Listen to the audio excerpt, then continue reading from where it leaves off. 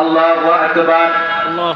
এই কালামে জিন্দা কুরআনে হাকিম, হিকমতে উলায়ে জালস তো কদীম, हकीकत से तो दुनिया बेखबर है, दुनिया की नुमाइश पर नजर है।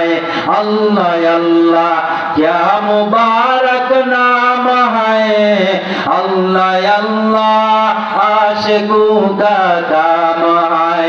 बंदा बंदी যখন আল্লাহ রাব্বুল আলামিনের সামনে দাঁড়াইয়া কুরআনুল কারীম থেকে তেলাওয়াত করতে শুরু করে, আলহামদুলিল্লাহি রাব্বিল আলামিন, আল্লাহ রাব্বুল আলামিন সাথে সাথে বান্দার জবাব দিতে থাকে, হামিদানি আবদি, বান্দা তুই আমার প্রশংসা করলি।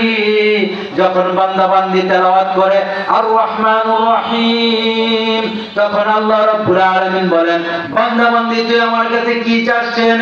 হাযা বাইনা ওয়া বাইনাকুম, আজকে তোর সামনে আর আমার সামনে কোনো পর্দা নাই। বান্দা তোর যা মনের ইচ্ছা তুই তাই আমার কাছে চেয়ে নিতে পারিস। বান্দা ওই কদম থেকে উঠে যখন আল্লাহ রাব্বুল আলামিনের কাছে গুনাহ থেকে মাপ চায়, গুনাহ থেকে নাজাত চাওয়ার জন্য সে যখন আল্লাহ তাআলার কাছে দোয়া করে, আল্লাহ রাব্বুল আলামিন তার দোয়াটা সাথে সাথে কবুল করে নেন। সুবহানাল্লাহ। এই জন্য বলতেছি এই কুরআনুল কারীম একটা মানুষের ব্যক্তি জীবন থেকে শুরু করে রাষ্ট্রীয় জীবন পর্যন্ত কুরআনুল কারীম লাগবে।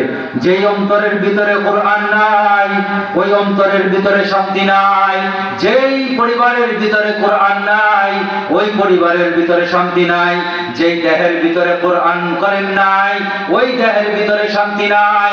যেই রাষ্ট্রের ভিতরে কুরআনুল কারীম নাই, ওই রাষ্ট্রের ভিতরে শান্তি নাই। এই জন্য একটা মানুষের ব্যক্তি জীবন থেকে শুরু করে, একটা মানুষের পারিবারিক জীবন থেকে শুরু করে, একটা মানুষের রাষ্ট্রীয় জীবন থেকে শুরু করে, একটা মানুষের জন্ম থেকে শুরু করে মৃত্যু পর্যন্ত প্রত্যেকটা জায়গায় আল্লাহ রাব্বুল আলামিনের নাযিলকৃত কুরআনুল কারীম লাগবে।